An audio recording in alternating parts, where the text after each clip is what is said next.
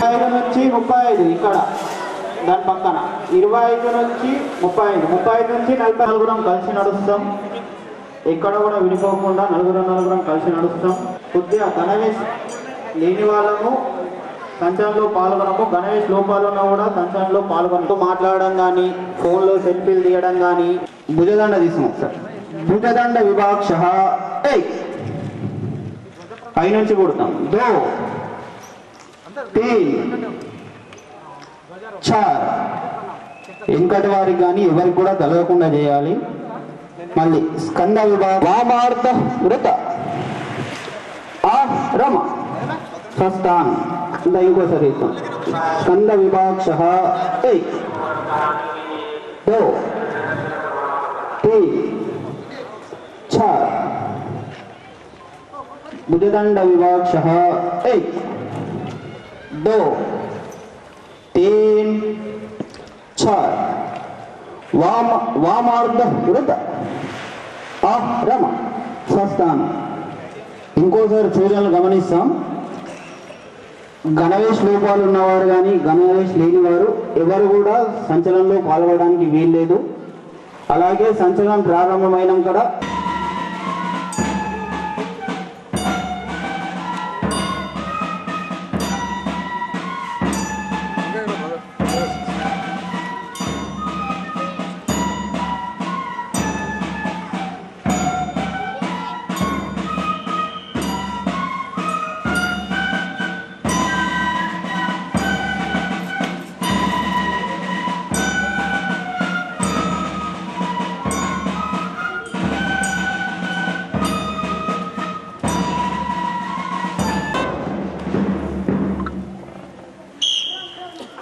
नमस्ते सदा वत्सले मातृभूमे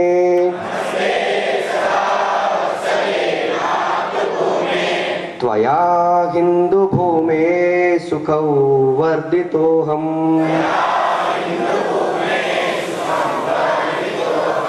महामङ्गले पुण्यभूमे त्वदर्थे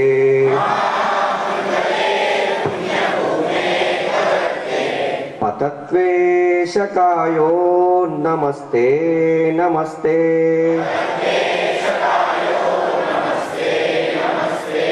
प्रभो शक्तिमन् हिंदू राष्ट्रांगभूत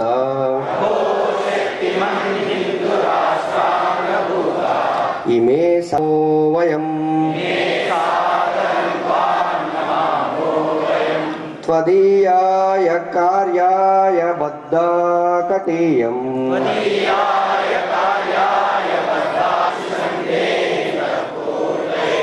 अजेयाञ्च विश्वस्य देहि शक्तिम्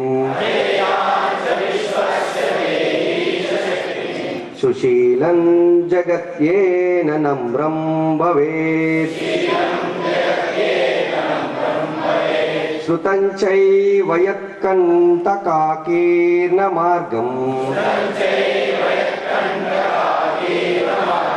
स्वयं स्वीकृतन्नः सुघन्कारयेतीकमुग्रम् परं साधनं नाम वीरव्रतम् तदन्तः स्फुरत्वक्षयाध्येयनिष्ठा रुदन्तः प्रजागर्तु तीव्रानिशम् विजेत्री च परं वै भवन्नेतुमेतत् स्वराष्ट्रम् ध्वज प्रणाम 1 2 3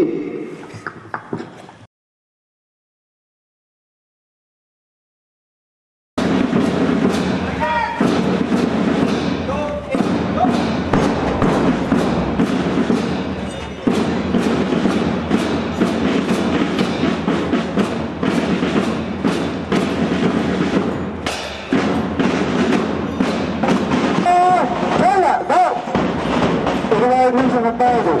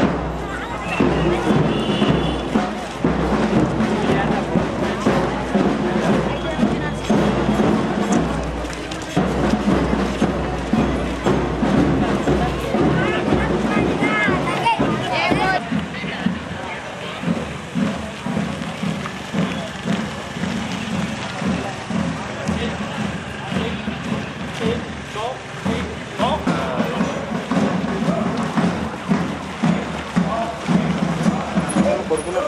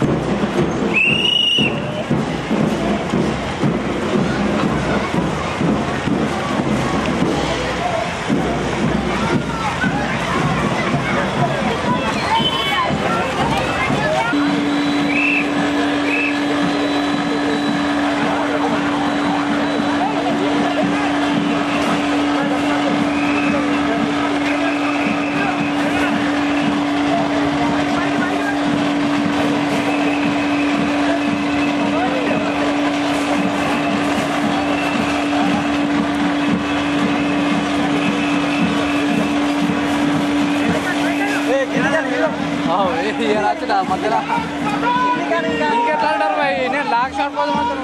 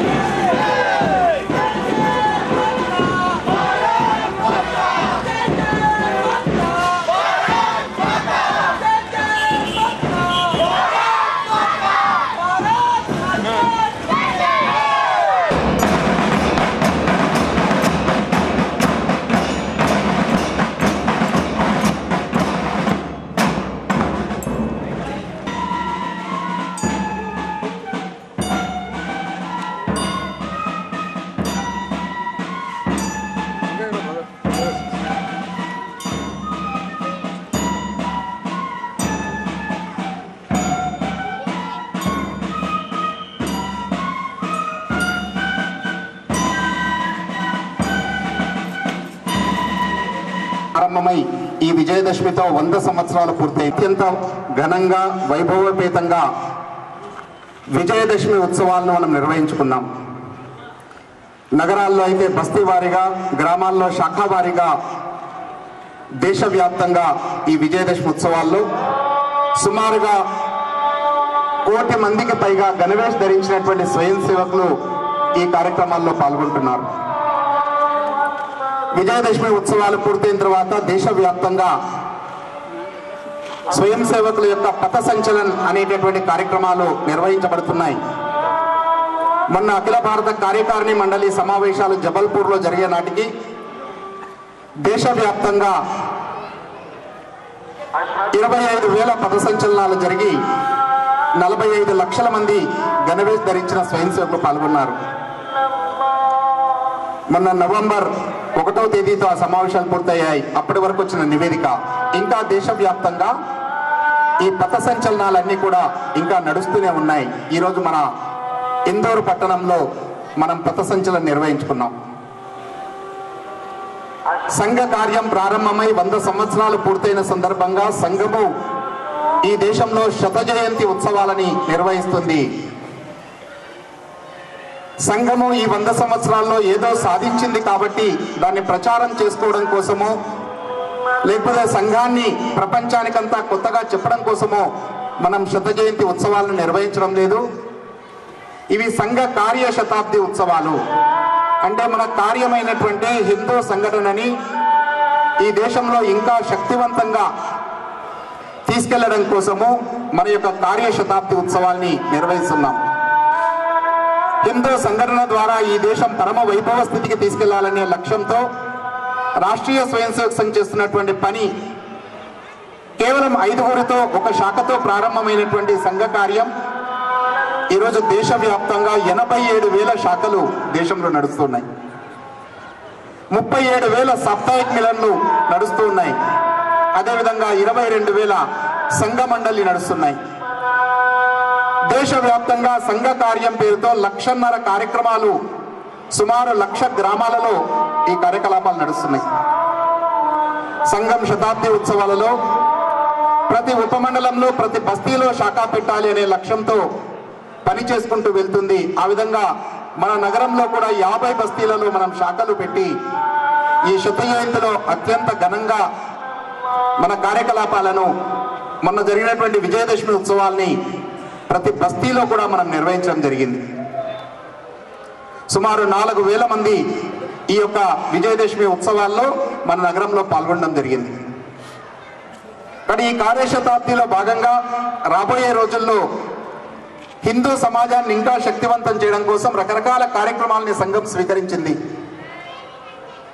దాంట్లో భాగంగా రేపు నవంబర్ 22వ తేదీ నుంచి ఒక 15 రోజుల పాటు జనజాగరణ అనేటటువంటి పేరుతో ప్రతి ఇంటికి వెళ్ళి రాష్ట్రీయ స్వయం సేవక్ సంఘ్ 100 సంవత్సరాల నుంచి ఈ దేశంలో దేనికోసం పనిచేస్తుంది, ఈ కార్యాన్ని మనం ఇంకా ఏ విధంగా పెంచాలి, ఈ కార్యాన్ని పెంచడం కోసం మీ భాగస్వామ్యం ఏ విధంగా అవసరం, సంఘము వ్యక్తి నిర్మాణం చేస్తూ శాఖ ద్వారా ఏదైతే కార్యం చేస్తుందో వ్యక్తి నిర్మాణ కార్యం నుంచి ఈరోజు సంఘం యొక్క వివిధ క్షేత్రాల ద్వారా వ్యవస్థ పరివర్తన బలమైన స్థానంలో వివిధ క్షేత్రాలు కూడా పనిచేస్తున్నాయి. సంఘము 3వ దశలో సమాజ పరివర్తన చేయడం కోసం పూనుకున్నది.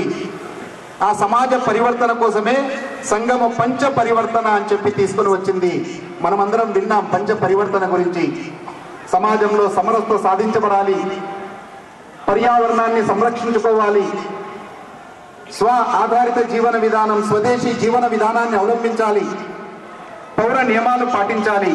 వీటన్నిటికీ ఆధారమైనటువంటి కుటుంబ వ్యవస్థాజంలోకి స్వయం సేవకులు వివిధ క్షేత్రాల్లో పనిచేస్తున్నటువంటి కార్యకర్తలు మన ఇంటి నుంచే దీన్ని ప్రారంభం చేసి దేశవ్యాప్తంగా ఈ పంచ పరివర్తనను ద్వారా సమాజ పరివర్తన చేయాలనేటటువంటి ఒక లక్ష్యాన్ని తీసుకొని ఆ దిశగా సంఘం పనిచేస్తూ ఉన్నది.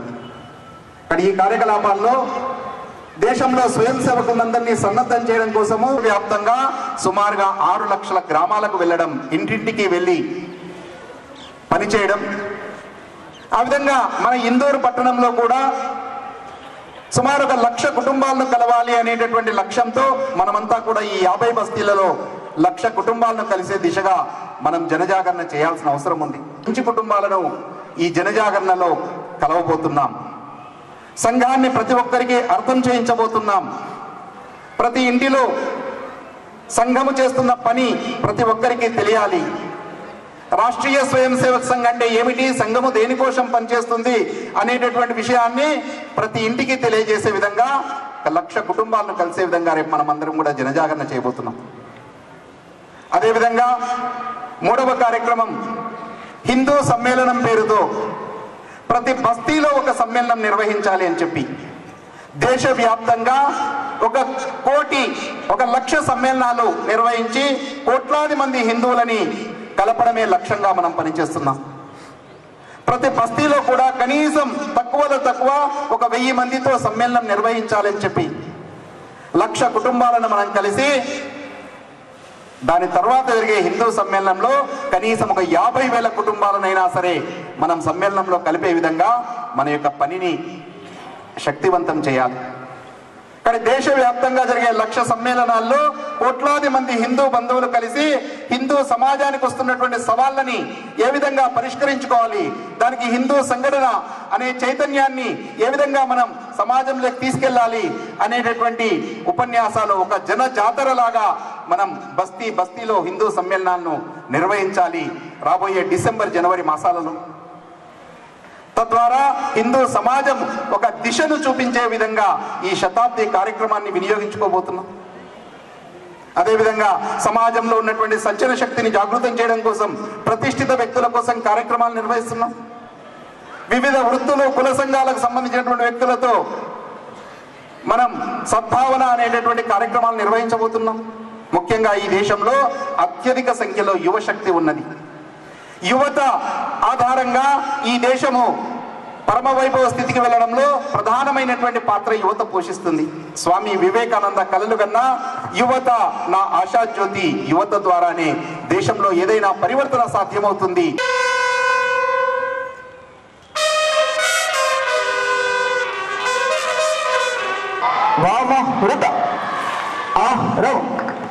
సంఘ వాహిని దక్ష